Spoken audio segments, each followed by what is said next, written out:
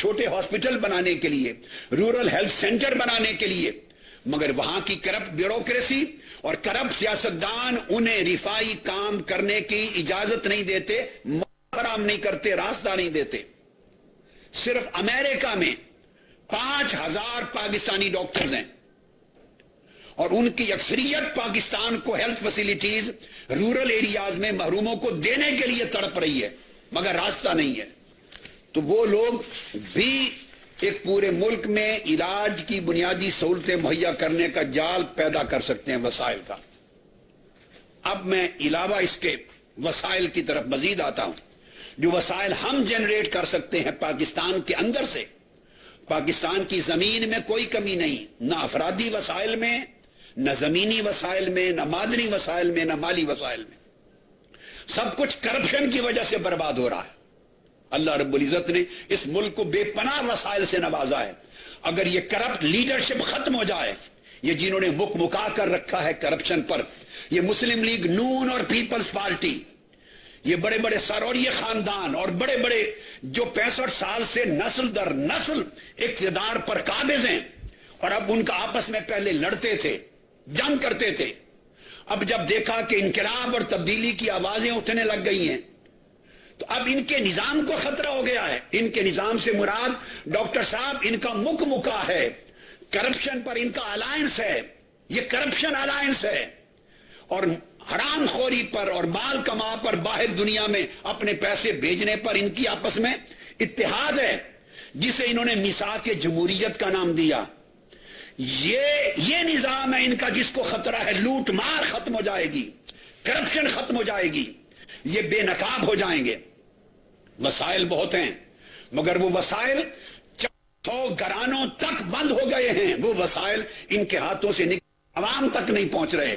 ان کے ہاتھوں کو، کرپشن کے ہاتھوں کو توڑیں گے، ان کے اقتدار کا خاتمہ کریں گے، تب یہ وسائل نکل کر کروڑوں عوام تک پہنچیں گے۔ اور میں عوام کو بتانا چاہتا ہوں، گھر بیٹھے رہو گے تو تمہارا حق اور تمہارے وسائل تم تک کوئی نہیں پہنچائے گا۔ تمہیں بڑھ کر کرپشن کے ہاتھ کاٹنے ہوں گے، لوٹ مار کے ہاتھ کاٹنے ہوں گے، اٹھنا ہوگا، ظلم اور جبر کے ایوانوں کو ختم کرنا ہوگا۔ پھر وسائل کی فراوانی ہے۔ اب ان میں سے میں پہلے ضابطے کی طرف آتا ہوں۔ یہ سرکاری اعداد و شمار بتاتے ہیں اور بین الاقوامی ایجنسیاں اس کی تائید کرتی ہیں، وہ یہ کہ پاکستان میں ہر روز 5 ارب روپے کی کرپشن ہے۔ اس کی سینکڑوں صورتیں ہیں، میں اس وقت ڈیٹیل میں نہیں جاتا، سمجھدار لوگ جان لیتے ہیں۔ رشوت لی جا رہی ہے، یہ بھی کرپشن ہے۔ پیسے میں سے کمیشن کھایا جا رہا ہے، یہ بھی کمیشن ہے۔ کک بیک لیے جا رہے ہیں، یہ بھی کرپشن ہے۔ بڑے بڑے سودے، جنگلہ بس اور پنڈی اسلام آباد بس اور بڑے بڑے موٹر وے، ان کے اندر 30-40% کے حساب سے حصہ پتی کھایا جا رہا ہے، یہ بھی کرپشن ہے۔ ہر دفتر میں کرپشن ہے، ٹیلی فون میں کرپشن، بجلی کے کنیکشن میں کرپشن، ٹرانسفارمر میں کرپشن، بلوں میں کرپشن، جہاں جائے کرپشن ہے، لوٹ مار ہے۔ اس اور ٹیکس میں کرپشن، ریونیوز میں، کسٹم ڈیوٹیز میں 5 ارب روپے یومیہ کرپشن ہے۔ یہ 150 ارب روپے ماہانہ بن جاتی ہے کرپشن۔ یہ اعداد و شمار سرکاری طور پر مصدقہ ہیں۔ پچھلے نیب کے چیئرمین نے بھی ڈکلیئر کیا تھا ایز چیئرمین نیب، اور باہر کی ایجنسیاں بتاتی ہیں۔ میں 150 ارب ماہانہ کو بھی کم کر دیتا ہوں اور 100 ارب لگا لیتا ہوں۔ 100 ارب ماہانہ کی کرپشن، اگر ہم اس کی ابتدا میں 1/4 پر بھی کنٹرول کر لیں، 100 ارب ماہانہ کی کرپشن کی 1/4 25% پر بھی کر لیں تو 25 ارب روپے ماہانہ کی بچت ہوتی۔ جب اس کی 50% پر کنٹرول کر لیں تو 50 ارب ماہانہ 50 ارب اس کی بچت ہوتی ہے۔ اس لحاظ سے جب کرپشن پہ کنٹرول ہوگا تو 100% کنٹرول ہو تو 1200 ارب سالانہ بچتے ہیں، مگر میں 100% پر اپنا تخمینہ نہیں لگاتا۔ اگر 50% بھی ہو جائے تو 600 ارب روپے سالانہ صرف یومیہ روٹین کی کرپشن سے بچتے ہیں جو غریبوں کی طرف جائیں گے۔ اس کے بعد federal board of revenue FBR، ان کی کنفرم سرکاری رپورٹس ہیں، کنفرم سرکاری FBR، کہ ٹیکس لیکیج جو ٹیکس ادا نہیں ہوتا صرف اس کی لیکیج 2000 ارب روپے سالانہ ہے. اب ان خرچوں کی تخمینے بھی کر لیں اور ان میں اور خرچے بھی لگا لیں جیسے بجلی پانی کے بل ہیں, آٹا گھی پانی وغیرہ کے اخراجات سب ذہن میں رکھ لیں. 2000 ارب روپے سالانہ صرف ٹیکس لیکیج کو کنٹرول کرنے سے وصول ہوتے ہیں, مگر وہ کوئی کرنا نہیں چاہتا اس لیے کہ یہ خود ٹیکس چور ہیں.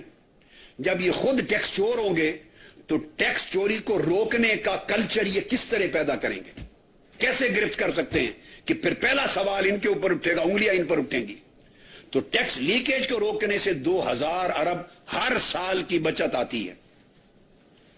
اور ٹیکس لیکیج اگر 25% بھی ٹیکس لیکیج ہم روک لیں گریجولی, یہ نہیں ہے کہ پہلے سال 100% ہو جائے گا, نہیں, 25% چوتھائی حصہ بھی ٹیکس لیکیج روک لیں تو 500 ارب سالانہ کی انکم آ جاتی ہے, بچت آ جاتی ہے, وہ وسائل کی طرف جاتا ہے. چوتھی مد زکوٰۃ ہے.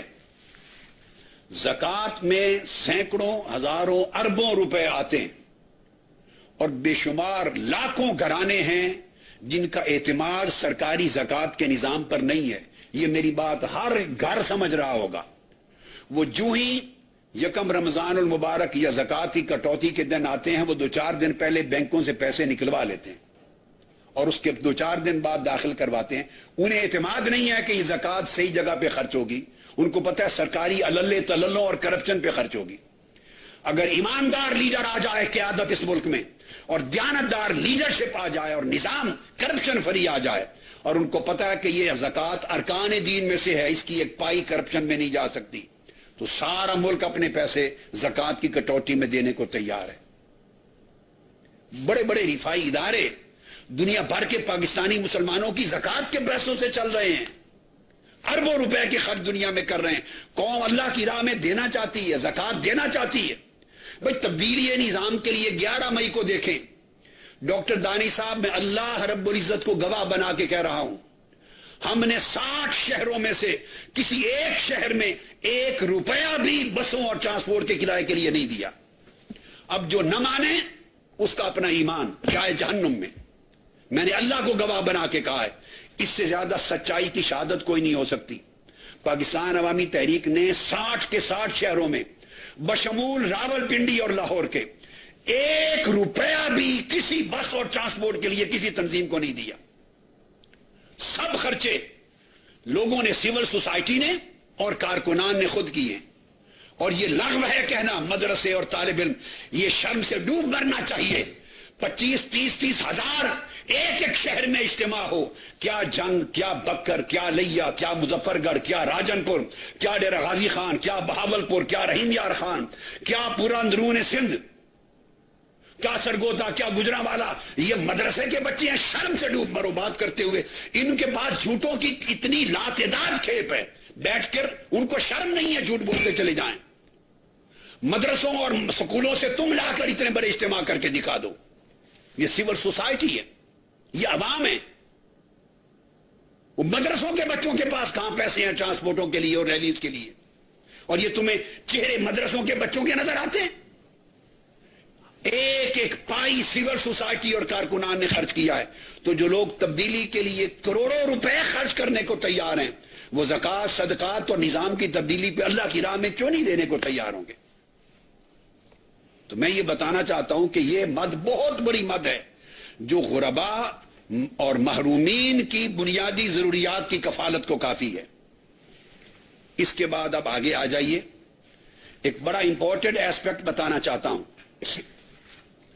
اور وہ یہ کہ سادہ طرز زندگی سرکاری طور پر,